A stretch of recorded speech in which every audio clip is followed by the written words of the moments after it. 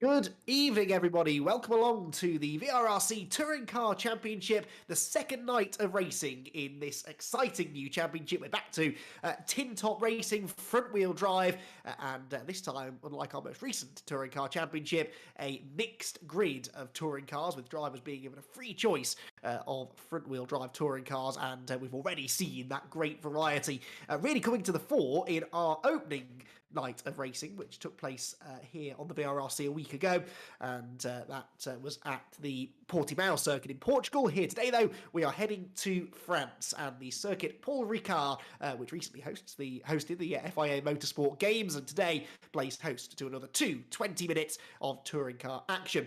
A slightly depleted commentary team tonight, unfortunately. Jack Oliphant is not able to be with us tonight.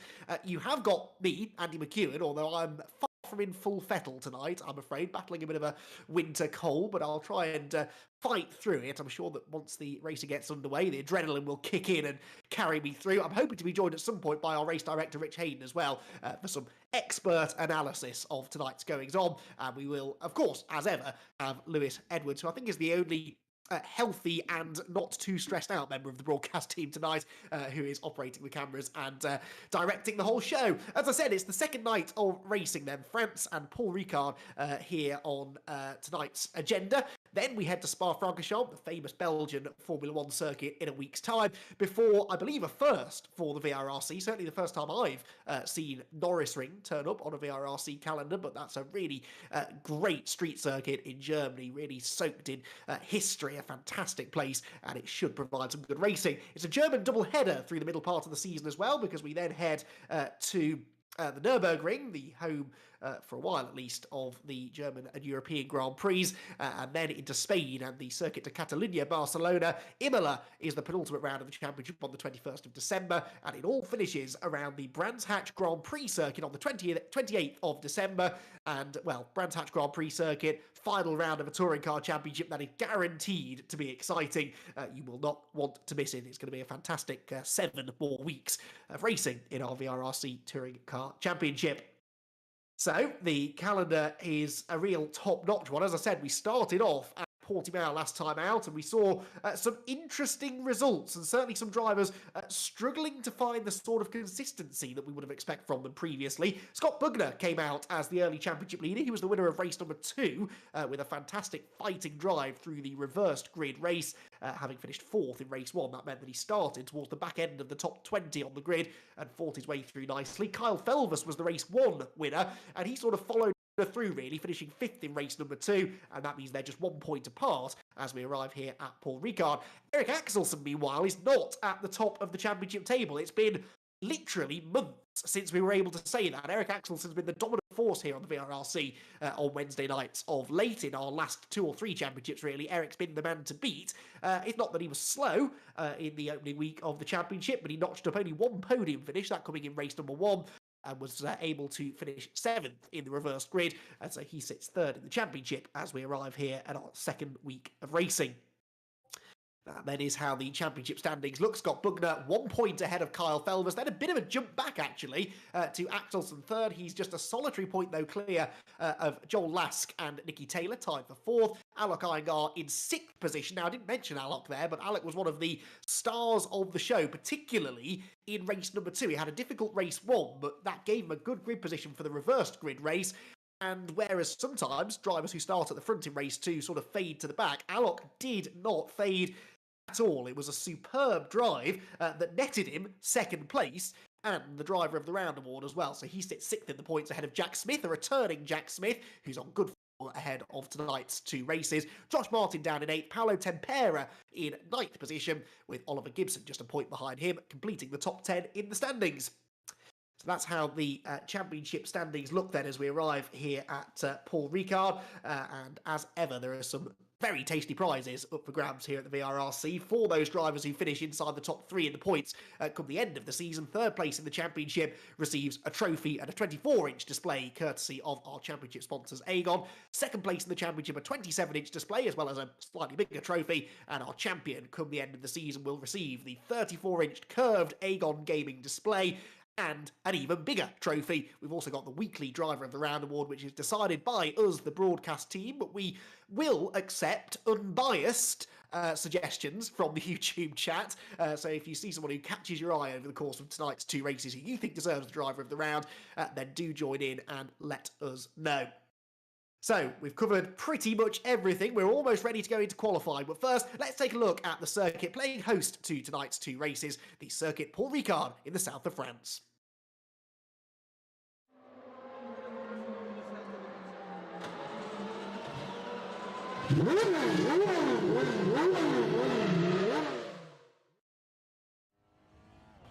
Welcome everyone to the second round of the Aegon by AOC Touring Car Championship Season 3. We are here at Paul Ricard. Heading up into turn 1, you want to use all of the curb on the inside here to open up the radius of turn 2. We do nicely here. Don't take too much of the apex curb for 2, as it can spit you wide and cost you momentum.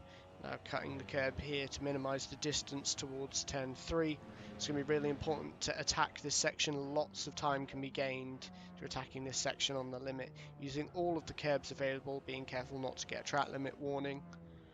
Then we want to really open up turn 5 as we're heading towards the back straight now. As much throttle as you dare through turn 6, and we want to make sure that turn 7 is completely flat out, as we use all of the curb to open up the radius of the corner nicely there. We're now on the Mistral straight. There's a little bit of a break for the drivers as we approach the chicane at 8 and 9. So you can have a little bit of a breather, maybe pick up a slipstream from a teammate down the straight. We'll see what happens come qualifying the race. Important to get over to the left hand side through the middle of the chicane to really open up the exit, which we do really well here, using up all of the road available. And then we bring it back over to the left hand side, cutting down the distance travelled as we head towards turn 10. Another little place for some slipstream potentially come qualifying, and it's going to be risky to make a move through here in the race. Have a little bit of a break on the apex and then make sure not to exceed the track limits on the exit. Really difficult corner at turn 11. It's all about balancing the car on the brake and the throttle to carry the most speed possible. We got on the power a tiny bit too early through here, as we have to have a little bit of a lift, so you want to get on the power ever so slightly later than I did there. Into turn 12, similar story, but we want to get on the power nice and early through here, use up all of the curb, and then we stay right for turn 14,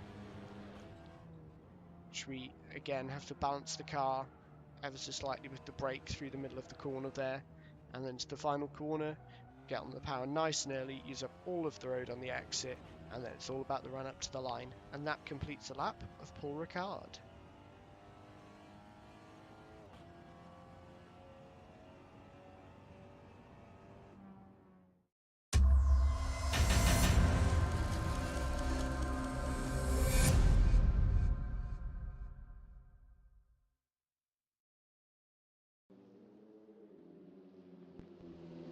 So the Paul Ricard circuit then, a bit of an underrated circuit, I think. It takes a lot of hate from certain members of the motorsport community. I quite enjoy driving Paul Ricard, actually. I'm pretty gutted, actually, that Jack Oliphant isn't here tonight, because we could have kept you all entertained with a 60-minute debate about whether Paul Ricard is a good racetrack or not, because we sit on very different sides of that particular fence. But I quite enjoy driving this place, actually, and I know that it's certainly one that tends to produce some really good racing, so hoping for more of the same here tonight. Qualifying, as you can see, is well and truly underway. Drivers just coming through ready to start their first flying laps now. Only a 10-minute qualifying session, and you don't get that many laps in, therefore it's a long lap in excess of 2 minutes, the distance around here in a front-wheel drive touring car, so it can be difficult to get the a decent number of laps in, but once you get the tyres up to temperature, these cars will switch on pretty quickly, so we'll see who is able to do that. At the moment, it's Alec Iyengar at the top, but that time, I'm pretty sure, will be beaten in 2 minutes 32. That's Al from the pit lane. That was Eric Axelsen pointing the wrong way. Again, words you don't say that often, and that's a strange place to lose it as well, coming out onto the Mistral straight. That's an easily flat-out left-hand kick. Now, you do sort of ride the curb on the inside pretty hard, but if Eric has done that and it's unsettled the car, then that would possibly explain why he's ended up where he has. But that's an unfortunate start to his qualifying session.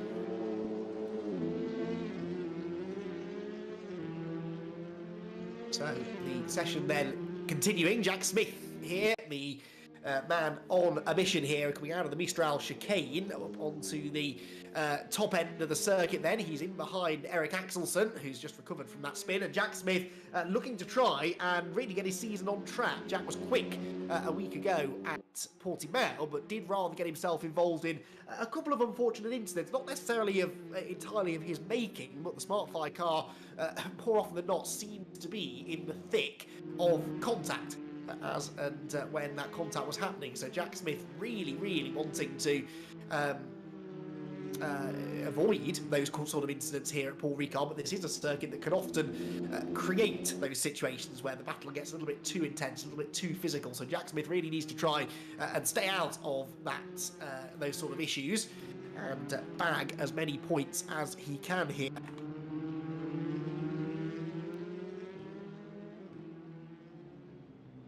So Jack Smith then out of the final corner. Let's see what this lap time is. Carl Felvis at the moment is fastest, with his HFT teammate Nicky Taylor in second position. Jack Smith goes through, or will go through momentarily, and he did go through now, and he goes fastest. So Jack Smith 2 minutes 13.588, which is 0.3 of a second quicker than Carl Felvis. Nicky Taylor third, Scott Buckner fourth, Oliver Gibson in fifth, Elliot Dalton Ayres sixth, Ethan Hill seventh, Jens Verhoeven in eighth, Alec Iyengar in ninth, except that changes now because someone has just jumped into seventh place, and that's Nathan Blank. Only a second and a half off pole position. That's really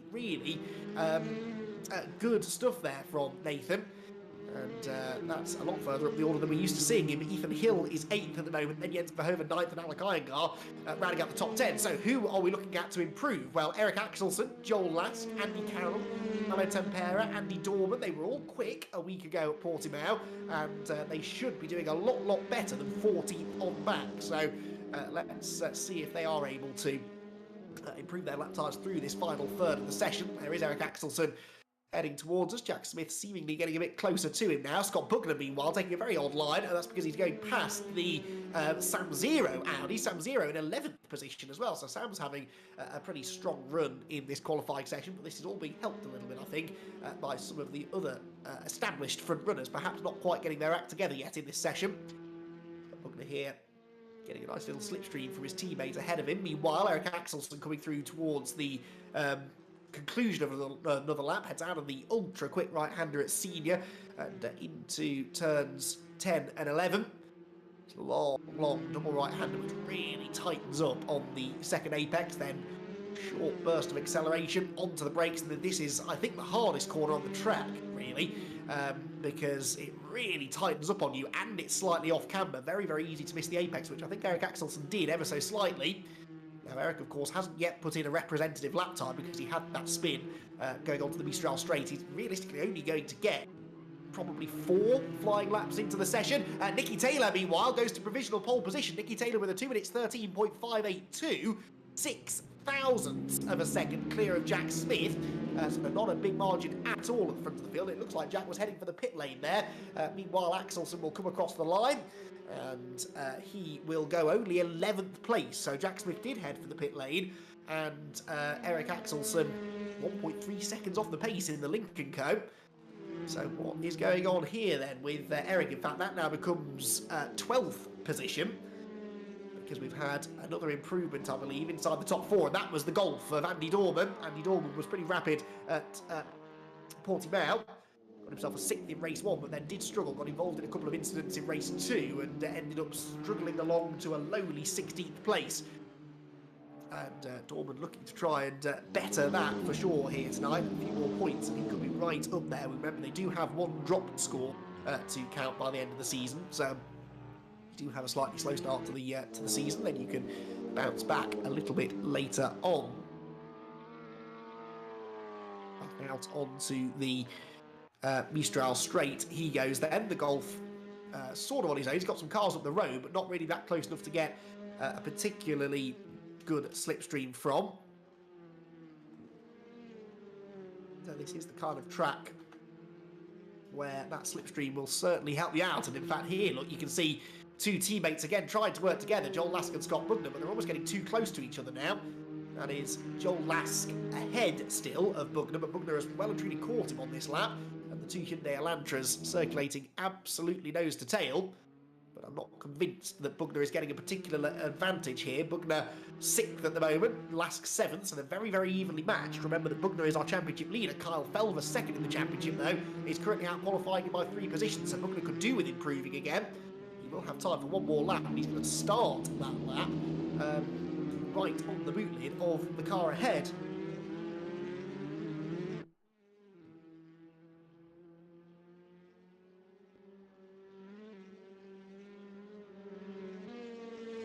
Back through onto another lap they will go then. Bugner improving actually slightly there to 5th position. Lask though is down to 8th because Ethan Hill has gone 7th place. So Ethan Hill with an improvement. Now we didn't see a lot of Ethan last week. He was suffering from, I believe, internet issues.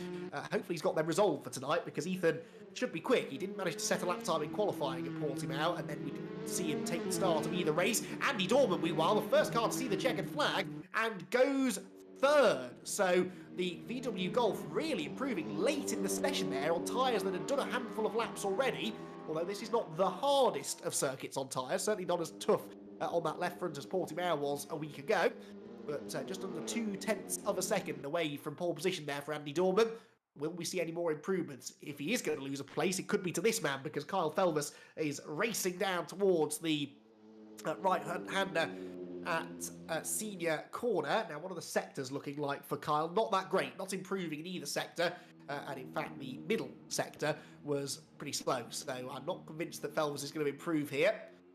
Turns his way again towards this really tricky double apex left-hander, which tightens up right at the end. Very, very easy to miss that second apex, but Felvis hooked it up nicely. The Audi driver turns his way towards the final 2 corners. Now another tightening double apex left-hander here. Lots of these corners really, really ask a lot of the front end of these front-wheel drive touring cars. And this last one here, all about getting the traction, getting the exit speed onto the pit straight. Now, what can Carl Felvis do then? I don't think he's going to improve. In fact, no, he is not, because he's just gone off track, I think. Alec Iyengar, meanwhile, not quite recreating the heady heights of the top 3, where he finished race 2 a week ago. He is currently stuck down in 15th place as he takes the checkered flag. Meanwhile, Bugner and Lask about to come through and complete another lap, but I think that Lask has let Scott through, hasn't he? So I don't think we're going to see any further improvement from him. Across the line they will go. Andy Carroll in there as well in the Alfa Giulietta, and he loses a place too. Well, no, he doesn't actually. Sorry, he jumps up into 6th position, and Elliot Dalton-Ayres goes 12th. That demotes Eric Axelsen now to 13th, except it doesn't, because Axelsen goes 11th place. Ethan Hill, meanwhile, has jumped into the top 5. Now, what can Jack Smith do? Jack Smith, 2nd place at the moment. He's not been improving in either of the sectors, but he, remember, has been into the pit lane for a fresh set of boots, and in the end, it wasn't quite enough to get him the pole position. Sam Zero, the last one who hadn't seen the checkered flag, but he's bailing on the lap. So, it is pole position for Nicky Taylor. Much more like it for the front-wheel drive expert, and we'll chat to him on the other side of this break.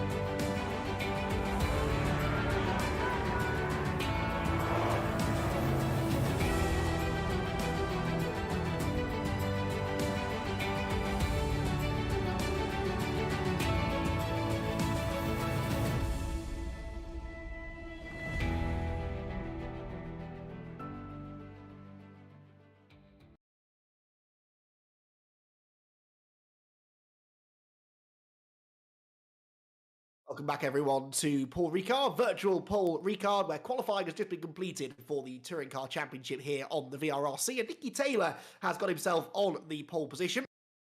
Excuse me.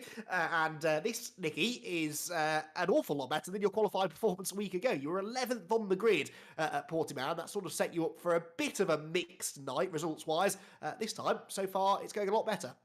Yeah, this is new to me. I don't think pole and my vocabulary kind of goes in one, but yeah, it's quite good. It was a really poor lap executed wise from me, to be fair. I don't know what it was, but everything I just tried to do just didn't flow as easily as practice. But I was up on my last lap and then just screwed it a little bit. And I was literally watching Jack's sectors and going, oh no. But then it was good enough. So at the end of the day, I'm happy with pole. It's interesting, actually, because this is a circuit where you do have to be quite smooth, and so interesting that you say, you know, in a way things weren't clicking, but then you can get a good lap time out of this place just by kind of grabbing the car by the scruff of the neck and really attacking. You can ride those curves, get the back end rotating, and that strikes me as kind of your driving style. Yeah, it is. I don't mean to be, but I'm very aggressive with cars, and I don't know what it is or how I drive, but it's just how I've driven since I was in karting, and I think it's a trait follow through from karting. But at the end of the day, the track suits me, and I did well here last touring car. Where even though it was a short layout, I still pretty much most of the corners are the same, apart from the first sector, and the first sector feels like my favourite sector to drive on the track. So I'm happy with it. Which bodes well for the two races tonight. We saw, though, last week that even drivers who qualified well in race one struggled to put together a super consistent night. Do you expect that to be a struggle here tonight as well? It's a slightly different style of circuit. So, you know, what are your sort of hopes and realistic expectations points-wise tonight? Double win. I had a feeling you'd say that. I think it's doable because my consistent basis pace has been right on what my quality time was, and even with higher fuel, higher fuel makes the car feel quicker, in my opinion. So I was literally debating whether to go higher fuel for quality, but we'll see how it is. Reverse grid will be fun, but I know I can overtake at a lot of places here, and it suits my driving style and suits how I overtake. And it's not a circuit that seems to be particularly hard on tyres either. Certainly not like Portimao, where that left front tyre was sort of screaming for help after a couple of laps. Here, are you confident you can keep the pace up throughout 20 minutes? Yeah, I mean, from the race stints I've done, tyre wear doesn't seem to be a problem at all. So we'll see how it is. It could be a lot worse with actually racing cars, but I've done it with Kyle and Jens and everyone in HFT with like doing our race battle practice. But it'll be interesting to see how it is. But yeah, new place to start. So hopefully we can go and do what Kyle done last week and just go away in the distance. That sounds like a plan, Nicky. Best of luck for the first race then. It's coming up in just a couple of minutes' time, so we'll let you go and prepare. But congratulations on pole position. Thank you. Cheers. So Nicky Taylor then on the pole position for our first race here. Our first race of two. Remember, if you're new to the VRRC, it's two 20-minute races. The second of those races featuring a full reversed grid. So we take the entire finishing order from race one. Anyone who makes the checkered flag in race one then gets inverted. And so drivers who start at the front of the grid for race one, or certainly who finish at the front of the field in race one, are more than likely to find themselves with some work to be done in that second reverse grid race. It provides us with plenty of excitement, and we're very much looking forward to seeing what unfolds tonight. A reminder that it's Scott Bugner who's got the championship lead arriving here at Paul Ricard, but very, very early days in the championship. This is an 8-week, 16-race championship, all sprint racing this season as well. So no double-distance pit stop races, no complicated tyre strategies, no hybrid on these cars either. This is just straight up touring car racing, and that's certainly levels the playing field a little bit, and with a big grid as well. I mean, we saw there an awful lot of cars out in the qualifying session just now.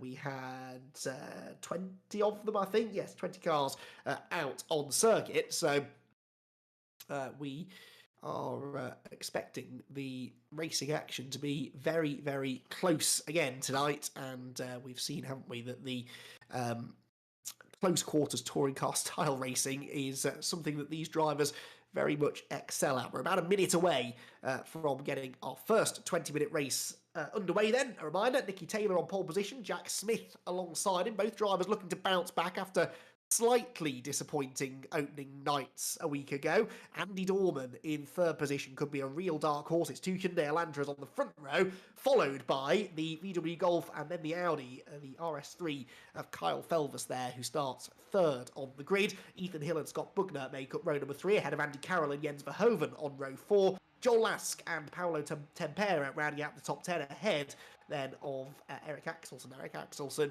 11th on the grid, one to watch. I don't think we saw the very best of him, that's for sure, in that qualifying session. He's got Oliver Gibson for company, then Elliot Dalton-Ayres and Nathan Blank, Alec Iyengar and Paul Larrabee on row 8, row 9 for Sam Zero and Kenny Press, and the 10th row for John Jones and Josh Martin. So 20 drivers then set to take to the circuit for 20 minutes of VRRC touring car action. So the grid is set then, just waiting for the final few preparations to be made. We're about 30 seconds away, I believe, from getting this third round of the championship underway. Good to see plenty of you getting involved in the YouTube chat as well, wishing some good fortune to your chosen drivers. And as I said, keep getting involved on the YouTube chat as the night goes on. Let us know what you think about what's happening, and we're about to provide you, I'm sure, with some really, really good racing, because the red lights are about to come on now. 20 minutes of racing around the Paul Ricard circuit, then round number 3 of the VRRC Touring Car Championship about to get underway.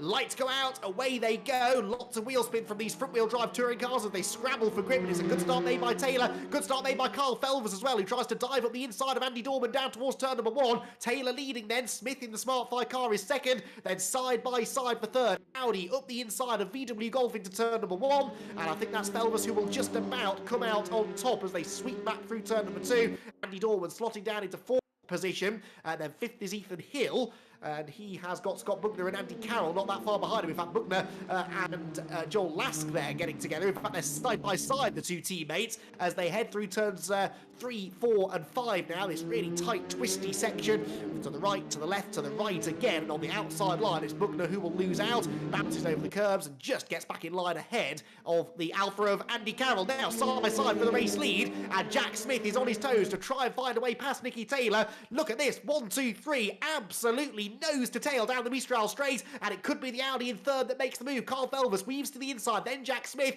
Remember, they've both got a slipstream against the race leader, who has none, and that makes Nicky Taylor a bit of a sitting duck. Onto the brakes, into the chicane they go for the first time. Side by side they are, into the chicane, side by side through it, right over the curb goes Nicky Taylor, and they are still side by side coming off the chicane, with Kyle Felvers giving the bumper there to his HFT Racing teammate briefly, before then electing to follow Jack Smith. Again, they are door handle to door handle, almost 3 wide as they head towards senior for the first time. Is Smith going to brave it out round the outside? There's not much grip on the outside line, and in the end that might be what allows Nicky Taylor to stay in front. Taylor there with the lead, and there's sideways for Nicky Taylor, sideways Jack Smith, and Kyle Felvers in the right place at the right time goes into the race lead. Smith and Taylor making contact, and it's Kyle Felvers who benefits the most. That was a really dramatic moment. You could kind of see it coming. They've been side by side for so long without making any obvious contact, and unfortunately just a tiny touch as they went through the right-hander at the top end of the circuit, and that has really delayed them both. So Felvers leads them as they come into the final corner for the first time. Nicky Taylor second, Jack Smith in third, Andy Dorman fourth, Joel Lask in fifth, then it's Scott Bugner, Andy Carroll, Jens Verhoeven, Paolo Tempera and Eric Axelson jumping up ahead of Elliot Dalton-Ayres there into the final corner to jump into the top 10. Dalton-Ayres slots behind him in the Honda, then another Honda, that's Oliver Gibson's example, as the rest of the field streamed through after a dramatic opening lap of racing. I said that this was going to get exciting, and lap number 1 has delivered. So, Felvers the leader there, but Nicky Taylor said that he was confident in his race pace, so let's see just how confident he is. He also said there are plenty of places that he can overtake around Paul Ricard. Well, he's going to have to put that to test a little bit earlier in the night than he was planning. Look at the rear there of Jack Smith's car as it slides from side to side. You've really got to have a good front end on your car here around Paul Ricard. To really get the nose into some of these corners. Lots of these corners don't really have much camber. Some of them, in fact, adversely cambered, it feels. So you've really got to be able to get the nose into the apex, and you can see the rotation on the rear required for that. Now, here we go, side-by-side action further back. that was Paolo Tempera going around the outside of Andy Carroll. So 7th place now for Tempera. He's tucked up behind championship leader Scott Bugner. So Scott Bugner struggling a little bit in the early stages of this race. Andy Carroll now trying to get back to the inside of Tempera, and he has got the Honda of Jens Verhoeven right behind him. Sort this one out into the chicane, while Andy Carroll picks the pocket of 2 drivers in one there, goes ahead of Paolo Tempera, almost gets himself ahead of Scott Bugner as well. In fact, he will be ahead of Bugner as they come out of the chicane. So the Alpha gaining 2 positions. But look at this. What a brilliant battle this is. Carroll, Bugner, Tempera, Verhoeven, Axelson, Dalton Ayres, Nathan Blank, Oliver Gibson, Sam Zero, all in a long line as they head toward right-hander at senior for the second time. The Alpha gets to the front of the group for now, and Scott Bugner seemingly struggling. Now remember that we have the handicap ballast within VRRC, where drivers are ranked and essentially carry more weight the better they do here on the VRRC platform. There is also championship success ballast, and that's Andy Carroll getting very sideways there as he goes through that I said it was the hardest corner on the track. Andy Carroll proving that there. But yes, championship success ballast as well. So because Scott Bugner was the championship leader after round 1, he is carrying more weight than anybody else here at Paul Ricard, and that perhaps is explaining why he's struggling to keep pace with the front runners. In the final corner, they come then out onto the pit straight again. Andy Carroll into 6th position with that brilliant move down in the chicane, but Scott Bugner trying to fight back. He pulls to the right-hand side. Someone diving for the pit lane. That was Paolo Tempera. And Paolo Tempera then with a penalty, I guess, but exactly what that's for, I'm not so sure. But Paolo Tempera then diving for the pit lane, and he will play no further part in this particular battle. Andy Carroll and Scott Bugner very much will, though. They duck and dive through the first couple of corners, with Bugner trying to find his way through. Is there an overlap out of turn 2? I don't think there quite was, but he might still have a go on the inside into turn number 3. Hard on the brakes, the Hyundai up the inside of the Alfa Romeo, but the next corner is a left-hander. That plays into Andy Carroll's hands. Further back, that looked like Josh Martin going straight on. I haven't mentioned Josh Martin yet tonight, and that's not really the way that he'd wanted me to mention him for the first time. He drops right to the back of that queue, which means he is down in 15th place. Right, dare I say it, things have calmed down for the first time in 5.5 minutes. Rich Hayden has joined me here in the commentary box, and Rich, oh, hang on, it hasn't calmed down because we've just had another lead change. Nicky Taylor back around the outside of Carl Felvers. This has been a terrific scrap at the front of the field. Taylor, Felvers and Smith absolutely evenly matched. It's producing great racing. Absolutely. Good evening, and good evening, everybody. So yeah, it's pretty getting. There is a lot of elbows going on now at the front there, isn't it? And I did notice that Jack had dropped back a little bit after Kyle had elbowed his way through into the lead. But yeah, it looks like Nicky's getting the hang of it as well now, and Jack's literally coming onto the back of the pack now. Yeah, well, Nicky was very confident in his race pace when we spoke to him after qualifying, and he really felt that he would be able to keep running those qualifying times for the whole 20 minutes. So even having lost the lead, you sort of always sense that he would be able to come back at Kyle, which he has done. Further back, meanwhile, look at the kind of racing we're getting. Rich, this is exactly what we wanted to see, isn't it? Because we've got really close racing, but a variety of cars now. Because we don't have the extra factors of different tyre compounds and hybrid usage, it's just a straight-up race, and I really think that's playing out well here, isn't it? Yeah, it's keeping things really close, isn't it? So, I mean, one thing we tried to do, or we succeeded actually saying tried, one thing we succeeded in doing is getting these cars really evenly matched. Did consider putting some different tyre compounds on just to add a bit of variety in, but then actually we thought, look, for this Touring Car Championship, let's just keep it simple. Yeah, it's producing some great racing, and the championship is so close. It is early days, of course, as well, so I expect there are other drivers who haven't had the best of starts who will no doubt get back up there in the points as well. The drop score system perhaps coming to their aid. Right, we are about a third of the way through the race. The top 3 are still covered by next to nothing, really, about 7/10 of a second between the top 3. Nicky Taylor, Kyle Felvers and Jack Smith. We're focusing here on a very entertaining battle for 12th position. Sam Zero there, the yellow and black Audi, losing 12th place to Josh Martin. Josh Martin's been a bit of an enigma, Rich, so far this season. I had high expectations for Josh, and so far not necessarily delivering. Yeah, he's had a few technical issues, but this evening he has no internet. He's literally playing on his phone at the moment, so he's had some issues. He wasn't able to put a lot of practice in because he didn't have internet pretty much most of today. And also he missed qualifying because he had to get his 4G went down on top of that. So now he's back in the race. You know, Josh is a great driver, and he always gives us something near the end of the race, doesn't he? So I'm hoping that he's going to pull it back. But also Eric is really on form this evening. yeah, had a spin in qualifying, and that really sort of scuppered his session. There is the double reigning VRRC champion. He's been absolutely unstoppable of late here on Wednesday nights, but for whatever reason, the transition into the touring cars, perhaps that extra level of competitiveness that we've mentioned in this particular championship, meaning that he's not having it all his own way. He has moved into the top 10 now, 9th position for Eric, just behind battling Andy Carroll and Jens Verhoeven. Jens Verhoeven getting faster and faster, isn't he now, Rich, really? He made his debut with us a couple of seasons ago, and these days, regularly a top 10 runner. Yeah, Jens is coming on great. I mean, he's still got a little bit of racecraft he needs to learn, because we're still having to deal with a few incidents from him in the race debrief sessions each week. Nothing particularly major. It's just one of those things where he's missed a braking point and nudged a car and put them into a spin or a half spin. So nothing deliberate, nothing nothing that we can't actually deal with fairly well. But you're absolutely right about Eric. Getting up against some of the new drivers or the returning drivers. Scott Buckner coming back, Jack Smith coming back. These guys are really quick as well, so yeah, he's not going to get it on his own way this time. No, he certainly is not. Speaking of Jack Smith, you're riding on board in the Hyundai Elantra. It sits in third place. You can see how close it is still at the front of the field. He's right on the tail of Kyle Felbers. Kyle, I think, will be satisfied with how his night's going so far. He's outscoring his early championship rival Scott Buckner, so as it stands, Felbers will move back into a championship leading position. Kyle, remember, was our race 1 winner from pole position last week at Portimao.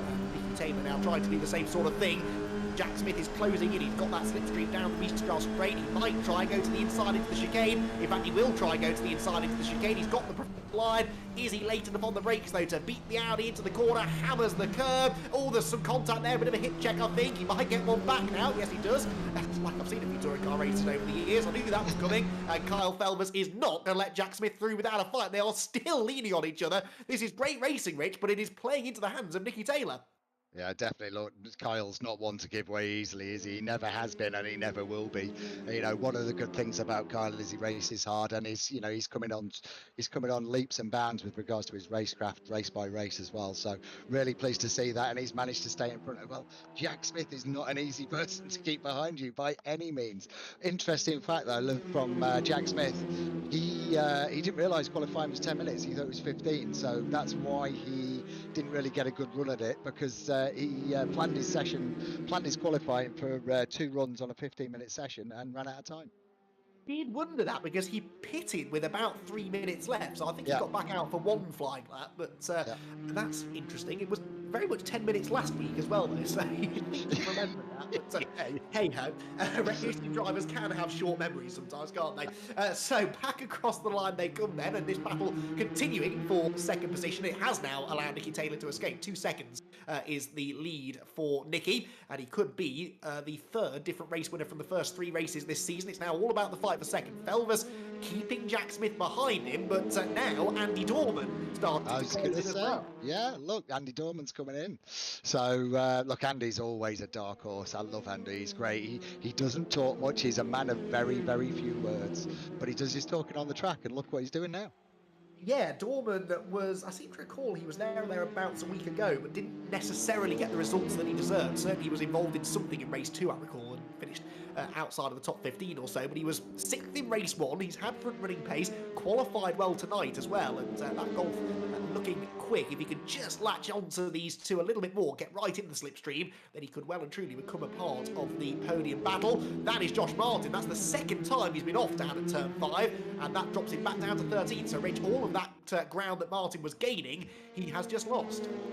It wouldn't surprise me if he's having more internet issues, and it's caused him. I mean, he's got to be off his game just for the simple fact that he's yes, that is Kyle Felbers. Kyle Felbers was sideways at the chicane, and Jack Smith's letting him back through. So put 2 and 2 together there, Rich, and come up with your own answers, but I reckon they might have made contact.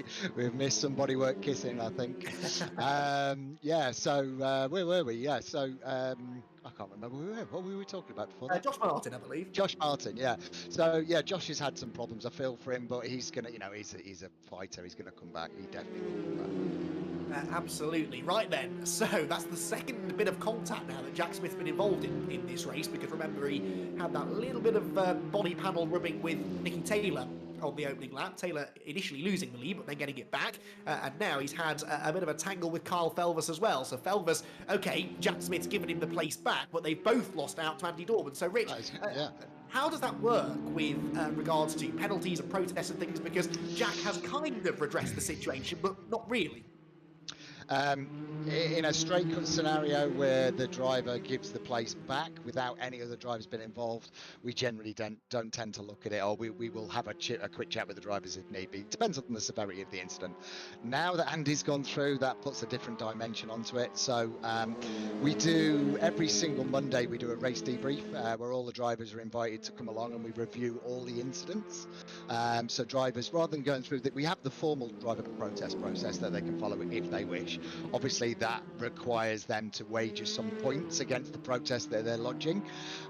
So rather than go through that process, what we wanted to do is try and do a bit more education than punishment. So that's the point of this race debrief. We look at all the incidents. If a driver highlights them to us, any incidents that led up to a safety car, we look at anyway. And we just go through them and we'll talk to the drivers live, and everybody's there and everybody can have an opinion on it. Obviously, it's not a democracy. I am the person that has the final decision. However, it gives us the opportunity to educate people at the same time. So I don't know. Let's look at it on Monday is probably my answer to that. Right, okay, fair enough. Well, they might be about to give you something else to look at because they're side by side again now through the chicane. This is a battle that refuses to die. Side by side out of the Mistral chicane as well. 5 minutes to go. And Jack Smith finds himself now on the outside line, but with a better exit from the chicane. Has he had the momentum to drag himself past the Audi? I don't think so. They're side by side into senior. Fastest corner on the track, and Smith tries to hang it tough around the outside. And I think it's worked. Yes, it has. So Jack Smith back into third, but Felvis immediately tries to fight back. Looks up the inside through turns 10 and 11. This corner really tightens up at the exit, and that just allows the Audi back alongside. Now we turn left again, and this is brilliant door-to-door racing and the kind of action, Rich, that you always see here at Paul Ricard, because it is one of those circuits that goes left and then right and then left and then right. You get the inside into one corner, but that's very rarely the inside into the next one. Yeah, absolutely. It's a great track. I love this track. I guess also the other thing though, what's this doing? That's letting Andy stretch his legs. It's also, look in the background, Joel Lask is coming. He's coming. He's a rapid driver. We know that. And these two fighting is letting Joel get into the fight too. Yeah, Joel fourth in the points arriving here at Paul Ricard. Meanwhile, Eric Axelson trying around the outside here of Andy Carroll. So Axelson is sort of making some progress. Started outside of the top 10. That move was for 7th. And he's got Scott Bugner, the championship lead, right in front of him. He's also got Andy Carroll trying to come back at him. The Alfa Romeo back up the inside into turn number 1. Or is he actually trying to defend from Jens Verhoeven? A bit of both, I think, for Andy. But there is contact as they turn into turn 1. Axelson pushed out wide. He might just hang on to the place, but Andy Carroll is still there to his left-hand side. And Carroll will go back ahead. So, little bit of argy-bargy there. And Eric Axelson, just as he was starting to make some progress, unfortunately loses a place there. Andy Carroll, these days, Rich, not afraid to get his elbows out, is he?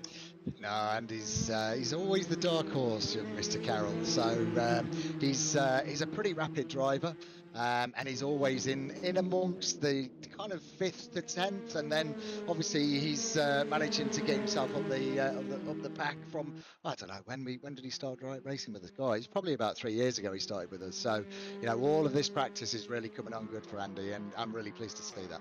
Always used to do well in the double distance races, didn't he? Because he's good at saving his tyres. He likes the strategic element. I was interested to see how he adapted to this. Eric straight on at the chicane. Now, I don't think there was contact there. I couldn't quite see as they went in. He did have Jens Verhoeven right behind.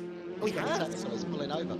Oh, Eric Axelson. Now, what is this all about? He went straight on at the chicane, pulls over at the side of the road, and this could be a non-finish for Eric Axelson. Well, when was the last time we saw this? Eric Axelson in big, big trouble. And of course, Rich, if he doesn't finish the race, then he doesn't get to benefit from the reverse grid either. Absolutely, no, he'll be at the back of the grid. So he did, when I went into the voice channel after qualifying, I did say, Eric, what's the problem? He went, don't ask, I'm having problems. So something's wrong. I don't know. Obviously, we'll find out. I'll try and send him a message, see if I can get something out of him. He's picked the worst place to park as well, because there was a giant metal pole right in the way, but I assure you, he was parked at the side of the road. I suppose when things break down, you don't always get much of a say as to where you're able to pull over, but he has pulled over, and he appears to be out of the race. So too is Ethan Hill. I know Ethan's had some internet difficulties late, so I wonder whether he's maybe fallen foul of that again tonight.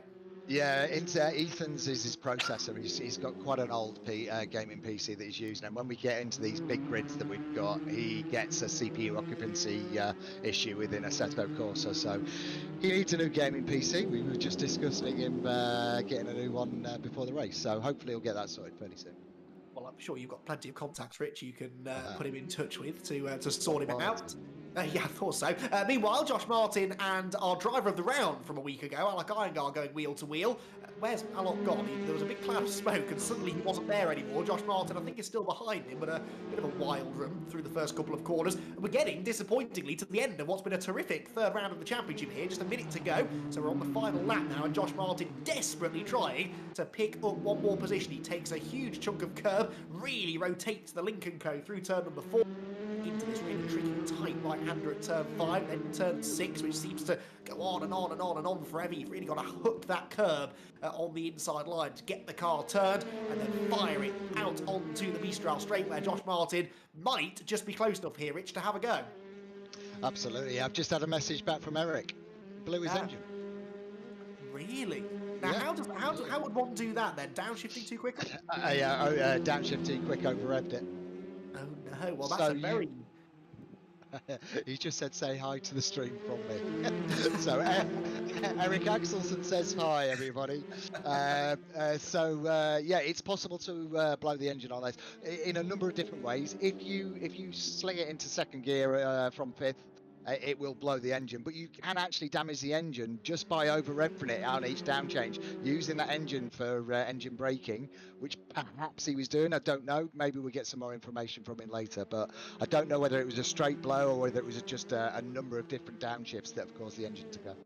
It is a track, isn't it? We haven't got much time to discuss this now, maybe between races, but it is a track where you will use that engine braking to help turn the car and slow it down. Lots of these corners tighten as they go through, so maybe that's what he's been doing. We shall see. Anyway, Nicky Taylor has taken the checkered flag. He was that far ahead that we missed it, but Nicky Taylor has claimed the victory. Andy Dorman in second place. That's a really great result from Andy, with Jack Smith in a fighting third. So Jack Smith eventually getting the better of Carl Felvers in their race-long battle. Joel Laskin fifth, Scott Bugner sixth, Andy Carroll seventh, ahead of Jens Verhoeven in eighth. Elliot Dalton Ayres comes through in ninth, with Oliver Gibson to round out the top 10. Josh Martin getting past Alec Iyengar there on the last lap for 11th. Ahead of Nathan Blank, Paolo Tempera, Kenny Prest, Paul Laramie, and Sam Zero, who are all yet to come through. In fact, Prest and Laramie come through. There is John Jones. Sam Zero has seen the checkered flag, and Jones will be the last to do so. So a very, very entertaining race, as we sort of predicted. And as the last driver comes across the line, we'll take a very, very short break, and we'll be back with all of the reaction to race 1 in a couple of minutes' time.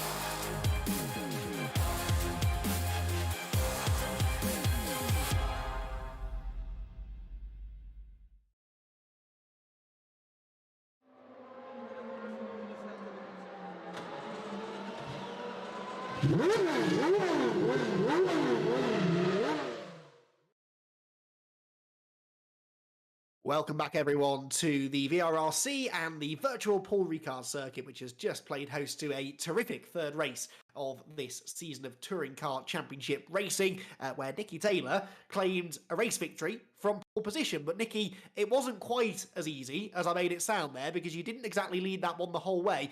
Talk us through the first couple of laps from your perspective. I don't really know what happened, to be fair. I was leading, and then Kyle was quicker because he just lit his tires up there on the start. The actual initial start and pull away was mint from me.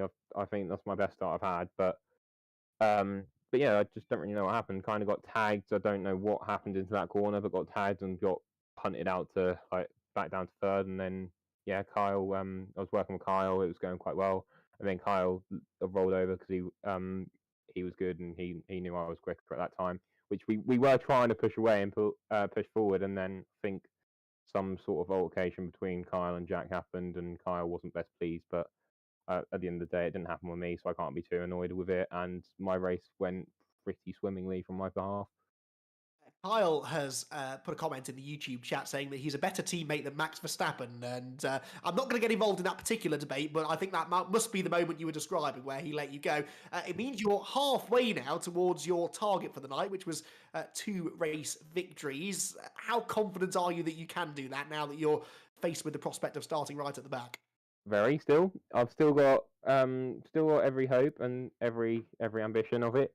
The only thing that's going to really stop me currently is if people, if the driving standards aren't up to par. But at the end of the day, VRRC's driving standards are normally brilliant, so I have no problem with racing with people, and hopefully they're clean. If they're clean to me, I'll be clean back. And even if they're a bit aggressive with me, I'll try and not be too bad back. But hey, we'll see how it is, and hopefully with Ethan behind me, he had some few internet problems. So if his internet problems actually hold out, then we should be good, and he can push through with me. But it should be fine. Well, let's see how it goes. Nicky, we'll let you go and make your final pre-race preparations for race 2, but congratulations on the win. Cool, thank you. Nicky Taylor then with the race victory, and second position goes the way of Andy Dorman. Andy, welcome to the commentary box. A really great drive that, your first podium of the season, and there was a bit of a look involved when they tangled in front of you, but you've looked quick all night long, and once you got into second, you never looked back. Yeah, it went really well, to be fair. I was surprised that they got tangled up in the chicane, but I managed to get past them, and I've just had a plain race the rest of the time. We've been really impressed with your pace, though, so far this season, because there were flashes of this, I think, at Portimao, but to hear tonight, you've really looked quick right from the get-go. Is it just that you're getting more and more used to the car, or is it something about this track that you enjoy, or do you think that this is where you really ought to have been anyway? I've been getting some extra practice in this week to try and be a bit more consistent. Well, that's working then, clearly. You were very consistent through that race, but now you've got to sort of drop the consistency a bit and get your elbows out to make some progress. What's the plan? Are you going to sort of tag along with the likes of Nicky and Jack, or how confident are you can make some progress here? I think we'll just take the first few laps a bit steady and try and work our way throughout the race, I think. Sounds like a plan, Andy. Congratulations on that podium, though. Really, really great result, that. And hopefully we'll speak to you again after race 2. Yep, thanks a lot. Andy Norman then in second position, and third place goes the way, excuse me, of Jack Smith. Jack, that was a lively race, but then in fairness, all 3 of your races this season have been quite lively, haven't they? Yeah, it seems to be a thing with touring cars, I think. I don't know what happens, but yeah, no, qualifying didn't go well. I thought it was 15 minutes when it was actually 10, so that went well. And then it was 10 minutes last week as well, Jack. I feel yeah, I should point that out. I know. Just went off the top of my head. So I fueled up for 3 laps. 1 push lap came in, and I was like, oh no, we only not got enough fuel for another lap. But yeah, race start went okay. Went into the long bright towards the middle of the lap, and yeah, just I had nowhere to go. Anthony was on the outside, Nicky was in front of me. I went to brake and locked up the rears, and then went into him, so I had to give that place back. And then yeah, the battle with Kyle was interesting all race long. So yeah. Happy to get a podium out of that, I think. Yeah, absolutely. Your first one of the season, I think. Yes, you were 5th and 11th at Portimao. Good for the championship, I suppose, but you could do with a race win now, couldn't you? How much of a chance do you think you've got of netting that in race 2? It's the lottery of getting through the traffic, isn't it? So just got to weave my way through and try and keep it clean and see what happens. Excellent stuff. Right, we'll leave you to it, Jack, but congrats on the first podium. I'm sure it won't be the last. Best of luck for race number 2. Cheers, guys. So Jack Smith then on the podium, second for Andy Dorman, a win for Nicky Taylor, and a fantastic opening race of the night here on the VRRC at Paul Ricard. Good to see many of you getting involved, in the discussion in the YouTube chat as well. Plenty of support, as always, for the HFT drivers.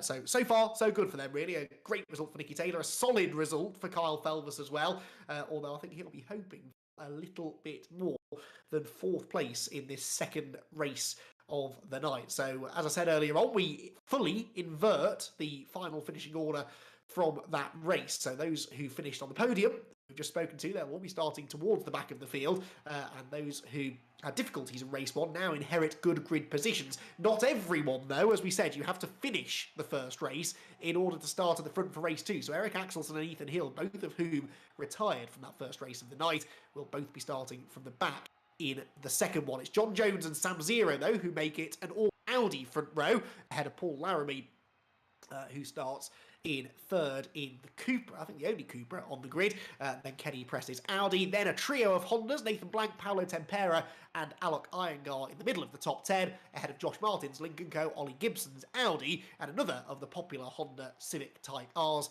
Elliot Dalton Ayres in 10th. Then it's Jens Verhoeven and Andy Carroll. Scott Bugner starts 13th. Now remember, Bugner was the championship leader coming into tonight. His teammate Joel Lask is 14th, ahead of Kyle Felvers. Then the podium trio of Jack Smith, Andy Dorman and Nicky Taylor, with Axelson and Hill at the back of the field. 20 cars, 20 minutes of racing, 5 or 6 in fact, red lights are on, and we are now going racing for the second time tonight here at Paul Ricard. Good start made there from John Jones from pole position. He's got Paul Laramie there going on the inside of Sam Zero for second place. Will we see another giant killing performance from one of our drivers at the front of the grid in race 2, as we did from Alec Iyengar a week ago?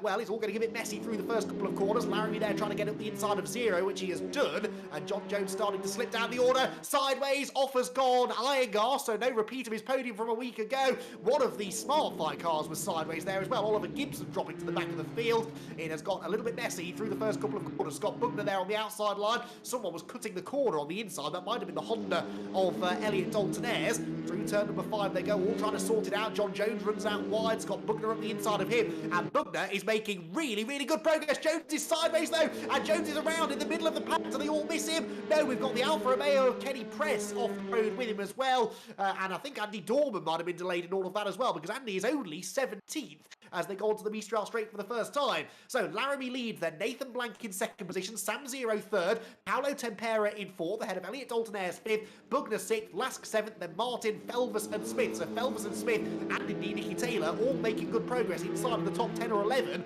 halfway round the first lap, having started towards the very back of the field.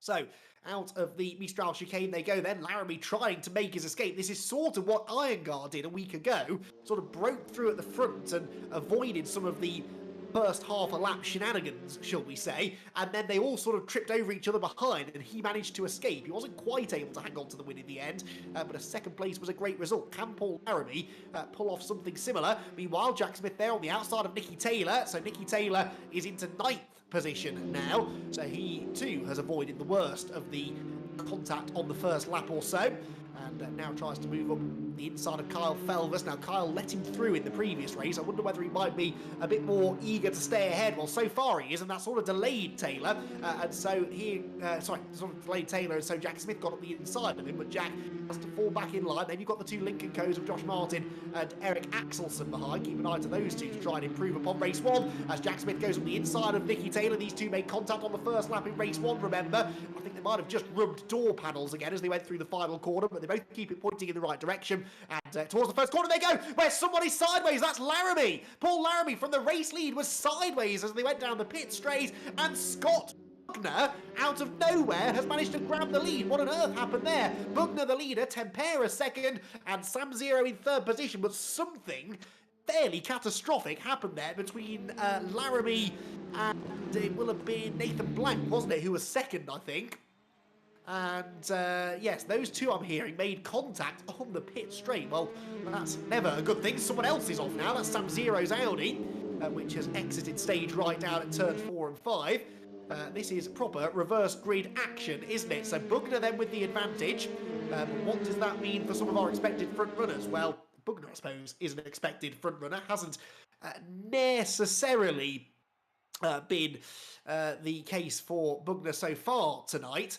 But Bugner, now he's in front in clean air. Might he be able to show the sort of pace that he did a week ago, where he managed to net himself a reversed grid race victory? He's hit the lead a lot earlier this time around, though. Tempera second, then another Honda in third of Elliot Dalton-Ayres, and there, Bugner's teammate Joel Last. Meanwhile, someone just jumped across the chicane. I think that was Josh Martin, wasn't it? Yeah, Josh Martin skipping the chicane as towards senior they go, and Dalton-Ayres has got Joel Last up the inside, and Joel Last is looking really, really rapid. Both of these sort of grey camouflage laser tools livery Hyundai Elantras are looking quick here in race number 2, and Joel Last tried to move into third place. There is contact though with Dalton-Ayres, who's sideways. He floors the throttle and saves it, but loses a position and might lose 2 because Kyle Felvers is up the inside of him as well now in the Audi as they make their way towards the end of what has been a very exciting second lap of the race. Rich Hayden joins me once again in the commentary box, and well, it looked like Paul Laramie was holding on reasonably comfortably at the front of the field, but suddenly that all changed.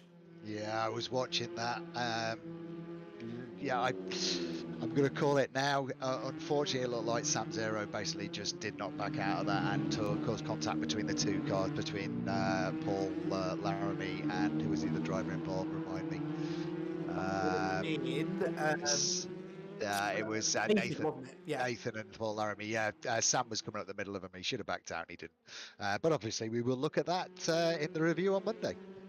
Well, I mean, one man who's happy with that is Scott Bugner, because Scott hasn't necessarily had front-running pace so far tonight, but out of all of that madness, he came out with the race lead. Yeah, absolutely. Yeah, and Paolo straight behind him as well, which is great. We've not seen Paolo at the front at all really recently, so it's really nice to see him holding on to second at the moment. Yeah, now Paolo is a new name to me. Is he a new driver in the VRRC or another one of these returning drivers? He's a returning driver. So Paolo loves touring cars. Anytime we run a touring car championship, Paolo will come and join us. He's based in Portugal. Really nice guy, and can be quite disruptive with his driving as well. So perfectly suited to touring car racing then. I can see why he's here. Running really well in second place, just dropping a couple of tenths to Scott Bugner. An interesting race in the offing here, though, I think, Rich, because, yes, Bugner's in the lead. I don't think he's got the same sort of pace that Joel Last and Carl Felvers do. Now, those two are side-by-side, actually, as I say that, going through the chicane, and Elliot Dalton-Ayres is sideways and just about manages to get going, but will no doubt lose some ground because of that. But yeah, if Lask and Felvers could settle down here, I think they've got the pace to catch the top two. They've got Nicky Taylor right behind them as well. They're not settling down. They're side-by-side into senior, and I think that was Lask going back ahead of the Audi driver. But Scott Bugner out in front will want to see as much battling as possible in his mirrors, because that gives him half a chance, I think, of hanging on to the race win. Meanwhile, look at all this going on. Sam Zero, I'm not quite sure where he was going. I think he just wanted to bail out of what was an increasingly active group of drivers, and Rich, some quick drivers in this group as well, just outside the top 10. Yeah, they're going to come through, aren't they? I mean, I'm just looking at lap times. Last lap, Scott was 2:14.6. Lask 2:15.8 and Felvers 2:15.3. So Scott's still got the pace on him at the moment. Yes, although they were, I would suggest, still stuck in a bit of traffic on that previous lap. Indeed. This is perhaps the lap to watch for. Sam Tiro's off again. It's not going terribly well this race for Sam, who is, I think, now pretty much at the back of the field. In fact, he can resume his fight with Paul Laramie, who is also at the back after their contact a few laps ago. But yeah, this time around, let's see then. 2:14.5s for the leaders and 2:14.1 for Nicky Taylor. I mean, Nicky was sort of quite confident of the prospect of a double win at the start of the night, Rich, and I'm now starting to believe him. Yeah, absolutely. I just saw Kyle and Joel having a little bit of argy-bargy going into T1, which dropped Kyle back into Nicky's clutches, but also Jack Smith there. So we've got a 4-car fight coming on now. It's gonna get good. In typical Race 2 fashion, you don't know where to look, though, because you've also got this fight for 7th. Elliot Dalton-Ayres. In fact, this is a bit like the Honda Civic Cup again, isn't it? Here we've got Ethan Hill, Elliot Dalton-Ayres and Jens Verhoeven, all in Honda Civic Type Rs, and it's Elliot Dalton-Ayres who's got himself to the front of the group for not much longer, because here comes Ethan Hill back alongside him. Nicky Taylor there trying to find a gap up the inside of Joel Lask, and as you quite rightly said, Jack Smith a part of that group too. Let's get the Honda battle sorted first then, shall we? Onto the brakes into the chicane, and number 84, the blue fronted car, is Elliot Dalton-Ayres, who goes back up the inside of Jens Verhoeven. In fact, that's Verhoeven trying to go around the outside of him, isn't it, to steal 8th place away through the chicane, but that is not quite going to work. So back to the podium fight, and Felvers and Lask are side by side. They're banging doors, they're losing time to the leaders and crucially to the cars behind. And look, Jack Smith now, Rich, has got ahead of Nicky. Oh, he comes.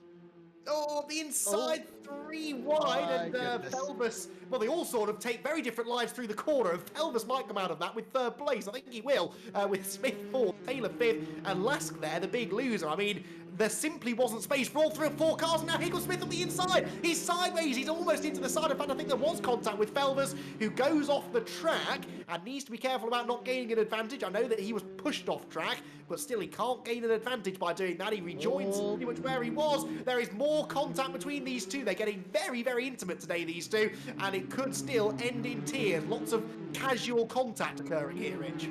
Who would have thought we'd have 4 cars going into the final corner and that? Oh, it's contact on the straight. Oh dear, and Jack Smith gets the hip and shoulder almost into the barriers. I do like to think that I'm a good reader of body language of racing drivers, and I think there's a bit of frustration bubbling over in this battle now, isn't there, Rich? Yeah, I think so. There's a lot of contact going on here. And look, Kyle's just taken right to the exit road there. Yes. Was there contact? I don't think there actually was on that occasion, but there may have been. There was a little nudge. I wouldn't have said it was enough to put him all the way out there. Maybe he just bailed. So, yeah, maybe this is going to settle down. I don't think so. I think this is going to be to the end of the race, you know. Changing by the corner, I actually can't keep up with this because Felvis, who was at the front of this group half a lap ago, is now at the back of it. Nicky Taylor's back up the inside of Jack Smith. Scott Bugner and Paolo Tempera are laughing all the way to the bank, and in fact Tempera is catching Bugner, so we might have to drag our eyes away from this in the next few laps because Scott Bugner just doesn't quite have the long run pace, does he? No, his last lap was a 2:15.2 and Paolo's a 2:14.9, so yeah, he's reeling him in. Right then, down into the chicane again, and late on the brakes for Felvis. That's Jack Smith ahead of him. These two have had a few bits of contact tonight already. They avoid further paint being traded through the chicane, and it is now Lask in 3rd place, but they're 5.5 seconds behind the leaders, who are now only 3/4 of a second apart. In the background there, Rich, as well, 2 drivers recovering nicely, Andy Dorman and Andy Carroll. The 2 Andys both involved in early contact, and they're both into the top 10. They will also be enjoying seeing what's going on ahead of them, because the more this lot scrap, the closer they get to them. Absolutely. I mean, yeah, they're both lapping in the low 2:15s, which is kind of like on pace with what's going on in front of them. But actually, if you look at the guys that are battling, 2:16 for Joel Lask last lap, 2:15.2 for Jack. So yeah, they're losing time. Very different lines into the corner to each other, and then sort of all converging at the apex. Jack Smith somehow just got overtaken by Nicky Taylor, who I think just went round the outside of him through the tight left-hander. Towards the end of another lap, 8 3/4 minutes to go. Jack Smith very wide, but that gives him inside for the last turn. That was a real lunge. And Jack Smith, is that going to work on the exit? No, he slots back in behind Nicky Taylor again. But the leaders, again, continuing to get further away. Another 1/10.5 taken out of the race lead by Paolo Tempera, 6/10 behind. And those two getting closer and closer. So too Jack Smith and Nicky Taylor heading into that first corner together, and Nicky hanging on round the outside line. This is great racing, isn't it, Rich? That is fantastic. Do you know what? I was just about to say, it looks like Joel's broke the toe and he's going to get away from it, but then he made a small mistake and Carl started to reel him in again. And this is the thing, as soon as they start battling, I know you say this all the time, Andy, if only they work together. But not with these 4 drivers. They just want to win. They want to get past. So, yeah, it's great. It's really exciting for us to watch, right? It is, absolutely. And I'm sure if I were in their position, I would be just as tempted to get stuck into the battle. But, you know, Bugner was the championship leader coming into tonight. They really ought to be trying to chase him, especially on a night where Scott isn't necessarily the fastest driver out there. I think all 4 of these drivers have a pace advantage on Bugner and could have caught him, but that ship has really now sailed unless Paolo Tempera really starts getting stuck into the race leader. Meanwhile, Taylor and Jack Smith, side by side, making contact. Smith cuts the chicane, and that was sort of on the cards as soon as they got side by side down the straight there. Smith rejoining ahead. Now, what's your thought on that, Rich? He will say that he was forced off the track, won't he? Yeah, again, let's see how it I mean, it definitely looks like he's not going to give that place back. So I guess it'll be something that we look at in the race debrief. Let's see how it pans out. But I didn't see the incident, so it's difficult for me to comment on it. You're going to have lots of incidents to discuss in the race debrief early next week. Way wide goes Lask, and now Felvis into 3rd. So Joel Lask running wide, and you're right, Rich. He had every opportunity to get away from this little group, but a couple of little mistakes creeping in, and now Felvis back on the podium. Yeah, and also look, Paolo and Scott are starting to do similar lap times. Last lap very similar to each other, so maybe that little charge from Paolo's finished now. Maybe Scott was overheated his tyres and they've come back into the right window, but who knows? But yeah, look, Kyle's starting to pull away. So is he going to be able to break the toe? Well, he's certainly trying, isn't he? Pulls right to the inside of the track coming out of the final corner. The last lap time, by the way, for the leaders was pretty equal. This time, Tempera half a second quicker. He is only a couple of tenths away from the race lead now, so battle is on for the race victory. And Paolo Tempera looking for his first win of the season. Scott Bugner looking for his second.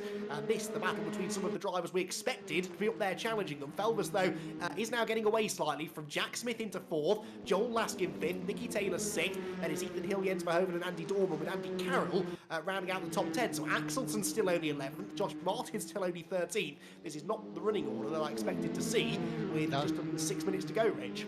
Yeah, and I've just cut back to Bugner and Tempera, and yeah, this is going to be a bit of a grandstand finish. Hopefully Paolo can keep this pressure on. In fact, he's gaining on him down Mistral Straight.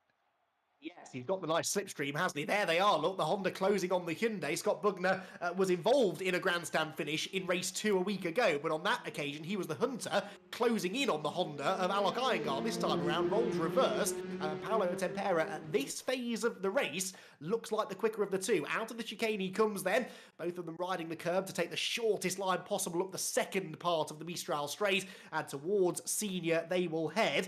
Carl Felvers, by the way, is now starting to put in quicker sector times than these two. In fact, he was 3/4 of a second quicker than the race leader in Sector 1 alone. In Sector 2, he was another 3/10 quicker. So if these two really start tripping over each other, Felvers could still catch them. And I think there's every chance of that happening, Rich, because Tempera, I think at this point, is realising that the race win could be on. Yeah, I think he just needs to... I've just been watching his driving style. He's starting to overdrive it to try and get into an overtaking position. I think he just needs to relax back into it, get in the slipstream, use that Mistral Straight. As long as he has a really good exit behind Scott, and he's going to be able to take him going into the chicane on the Mistral Straight. So let's see how he gets on. See him throwing the Honda into that penultimate corner there, really trying to rotate the car, but it worked on that occasion actually. He got right onto the rear bumper of Scott Bugner. They come through then with 4 minutes and 10 seconds to go, so they're lapping in the 2-minute 14s or so 2 more laps remaining in this sensational second race of the night. 1/4 of a second separating the top two, but it's a 2:13.8 for Kyle Felvers in third position. So Felvers on that lap nearly a second quicker than the race leader. He might just get there by the flag, but whether he's got time to do anything with these two will await to be seen. Towards turn number 3 they go. The Honda peaking to the inside line, and Scott Bugner just keeping him at arm's length. There are a couple of key places around this track, aren't there, Rich, where the attack could come from Paolo Tempera, and Bugner will be expecting that. He will. Look, Scott is a very good. Scott is a very good driver, and he is a very good defender as well. So you know, Paolo's definitely got the pace on him. It's just not enough at the moment to be able to get past him. And also, he's going to need, I reckon he's going to need at least a half a second lap advantage to get past Scott. Scott's a great defender. Also, I've just had a message from Elliot. Elliot broke the rear axle on his car. So 2 DNFs for Elliot Dalton Ayres, race 1 and race 2. Kenny Press also out of the race, so 2 drivers not making it to the finish of our second and final race of the night. Carl Felvers, meanwhile, continuing to push on, but Jack Smith has just done a purple first sector. Jack Smith had 32.3 in Sector 1. That is impressive this late into the race, isn't it, Rich? Although tyre wear not such an issue around here. It's not so much of an issue. Obviously, yeah, they've got less fuel in the car. However, it's that team owner conversation with your driver is, what do you mean you're doing your fastest lap on the last lap of the race? It's like, where did that come from? Yeah, absolutely. Well, he's finally shaken off Nicky Taylor. I think that's what it is. He's a second and a half clear now, Nicky. So Nicky, strangely, at the end of the race, not quite as quick as some of those around him. He's got Joel Lask right on his tail as they come through in a moment or two to start the final lap of the race. Paolo a little bit wide, so Scott just had a bit of breathing room over him into the last couple of corners, but it's closed right back up again into the last turn. Is there any particular part of the circuit, Ridge, where you think Paolo has enough of an edge? I mean, that Honda is pretty good on the slipstream, so as long as he can keep it neat and tidy in the first sector and get onto that Mistral Straight with he's flashing his lights at Scott now saying, I'm coming for you. As long as he can come out of that first part of the first sector and get onto the Mistral Straight and get in the slipstream, he's got a good opportunity into the first chicane. If he misses that, he needs to not go in too hot so he gets a good exit, which then allows him to get a good slipstream going into the long right-hander at the end of the Mistral Straight. He does seem good through that final sector as well, Tempera, Yeah. so I would not be surprised if we see a bit of a last corner lunge here from the Honda driver who's sideways through turn 4. Yeah. Really, that's not neat and tidy, is it? No, it's not. I'm going to call this. This is Scott's race. I'm glad you said that, Rich. Right, half a second there. That is the biggest gap they've had for a little while. Felvers, by the way, has been caught by Jack Smith. Jack Smith just did a 2 minutes 13.3, which is the fastest lap of the race. So Jack Smith absolutely flying, and he's caught back up to his race 1 sparring partner, Carl Felvers. So again, don't know where to look. 2 cars fighting for the win, 2 cars for third, and Joel Lask is ahead of Nicky Taylor now into the top 5, although Nicky is coming back at him towards the chicane. Felvers defending third place from Jack Smith. Surely he's not going to go right around the outside. He does! What a move by Jack Smith. He's into third position, but Felvers will now try to attack again on the exit. He's got the switchback, he's got the inside line for Senior, and I think he might be about to reclaim third place. Yeah, he got a really good exit out of the chicane, didn't he? Which is giving him the legs. I'm just going to switch back to Scott and Tempera. Yeah, I think Scott's got this. Paolo's really trying. I mean, all credit to him, but I just think Scott's got the race.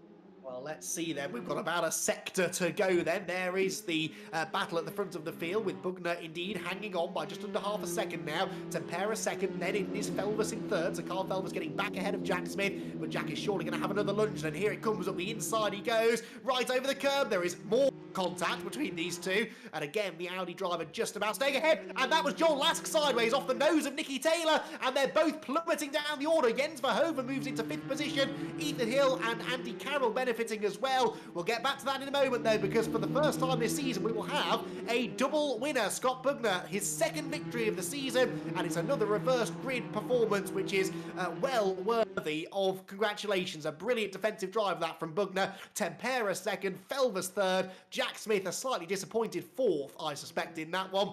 Then Jens Verhoeven, Ethan Hill, Andy Carroll, Andy Dorman and Eric Axelson all finishing ahead of Joel Lask and Nicky Taylor, who tangled there with only a couple of corners to go. So not entirely sure what transpired between those two, but it has cost them a lot of places and a lot of positions, with Lask 10th and Taylor in 11th position, Josh Martin 12th, Oliver Gibson 13th, Nathan Blank in 14th, ahead of Alec Iyengar 15th, Paul Laramie 16th, Sam Zero 17th, and the last driver to see the checkered flag will be John Jones, because the Elliot Dalton-Ayres and Kenny Press both unfortunately failing to reach the finish. Right, that was a fantastic battle there throughout that entire race. We will hear from our podium finishers in just a couple of minutes' time.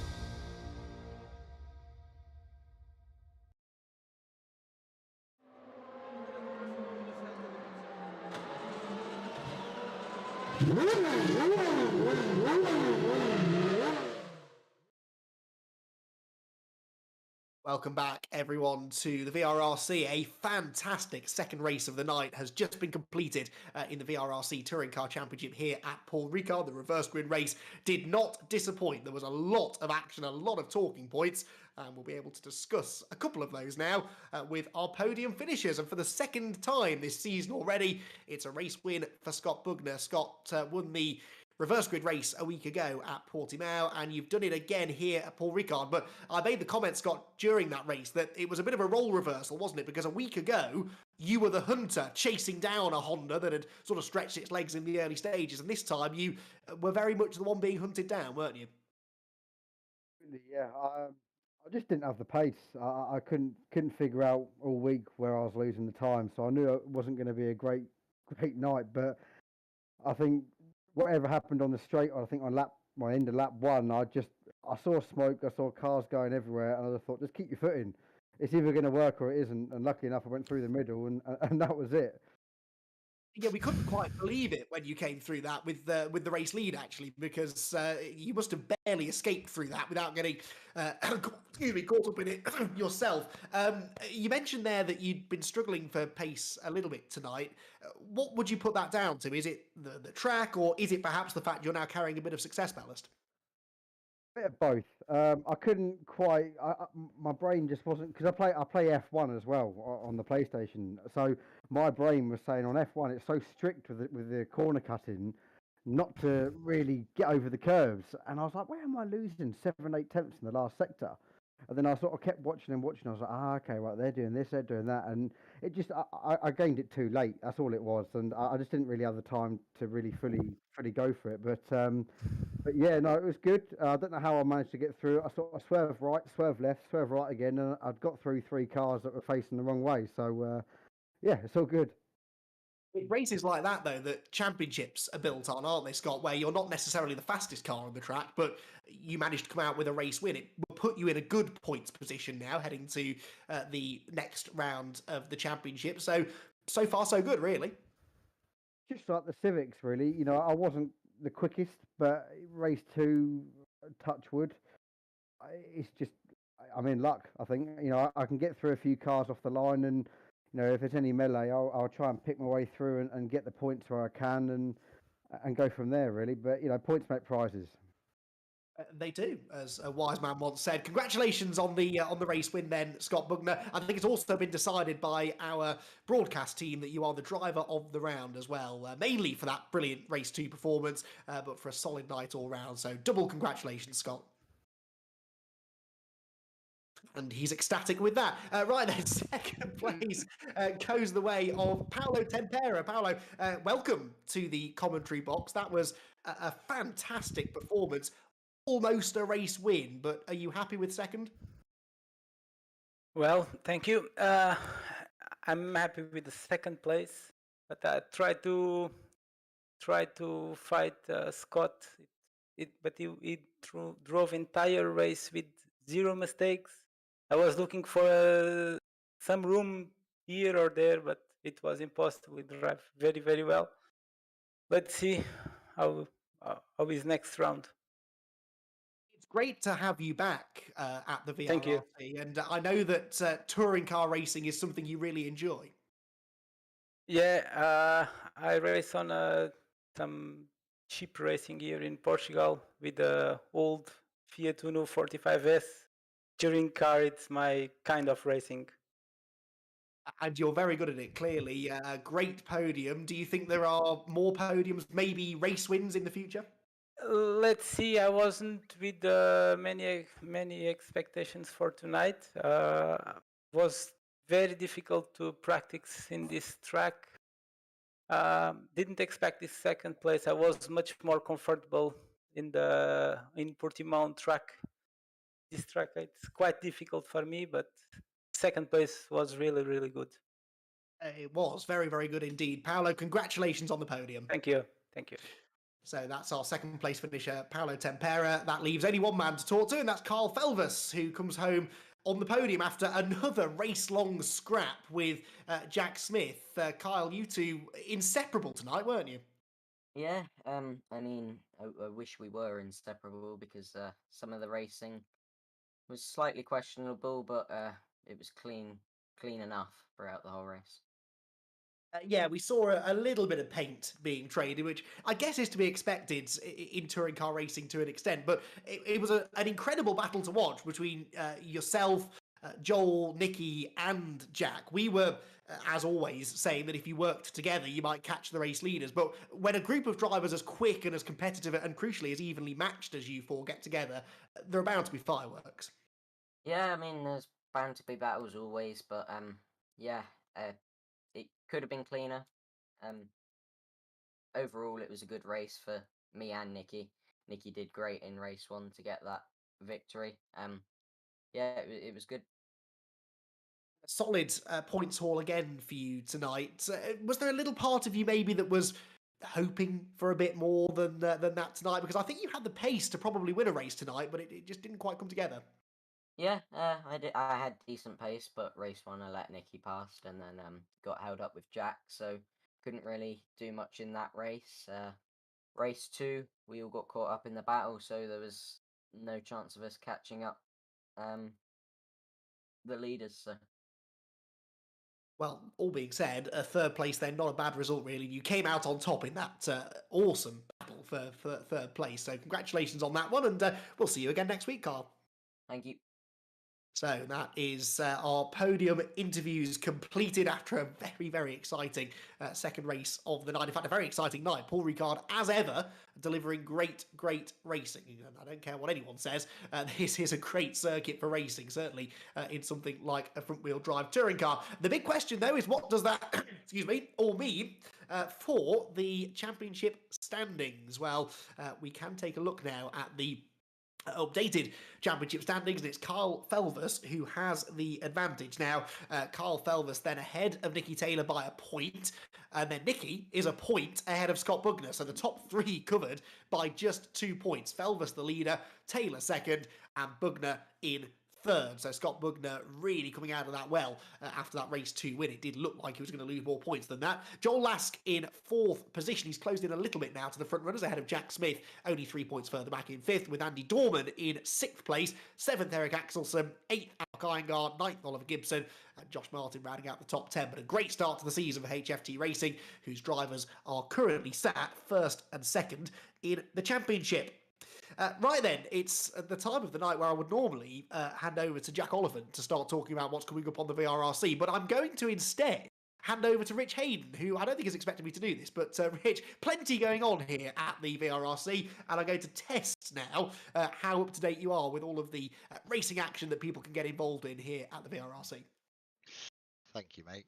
Anytime. So, yeah, what have we got again? Obviously, we've got the current championship that we're running, which is, round 2, so we've got another 6 rounds to go. We've also got, just started the beginning of this week, is our round 5 of our single-seater time attack championship. So each round has been an increasing formula. So we started in Formula 4, Formula 3, Formula 2, and then we went into a 1990s Formula 1. We're now into the 2000s Formula 1 at Spa-Francorchamps. That's relevant to the era of the car. So it's the 1990 version of Spa. So really great car. V10, screaming V10, great car. Get involved. It's free to all members. So if you're a member of the VRRC, you get to enter this free, and there are cash prizes for the top times. Also, points go towards the league. Round 6 is the last round of this, which is where we go bang up to date with the current Formula 1 car at, if my memory serves me right, Canada. So that's going on at the moment. It's 2 weeks for each round. So yeah, it's really good. We've also got the fun races that go on weekly. We're just having a rethink on what we're going to be doing on those at the moment. Just how we run them, because we've swapped them around on a few different nights. We've done a Sunday, we've done a Saturday, and we're just trying to figure out which is the best night to get the most people involved. But that's just really relaxed racing, different cars, different tracks each week. And then we have a free roam server as well, which is currently on LA Canyons in the GT Legends car pack. So that's pretty good fun as well. Well done, Rich. 10 out of 10. How was that? Not bad at all. Jack Oliphant is officially sacked. Well done. You're not Jack, honestly. If you're still watching, I do hope you're back next week, and I'm sure you will be. I do too. No, top job there tonight, Rich. Thank you very much for jumping in and helping me out. I think without you, my voice would probably not have made it to the end of the night. It is, though, the end of the night, unfortunately. Thank you to everyone who's been joining us. Really active YouTube chat tonight as well, which has been really nice to see. And we hope you enjoyed the racing. I think most of you did. We will be back again in a week's time. We'll be doing this all over again.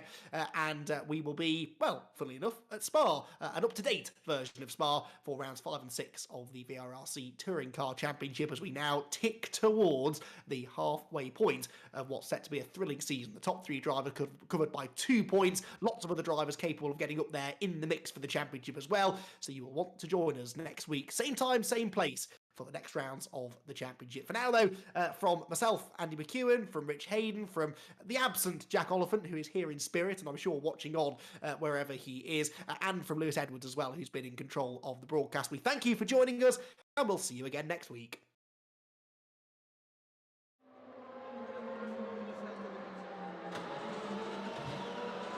Woo!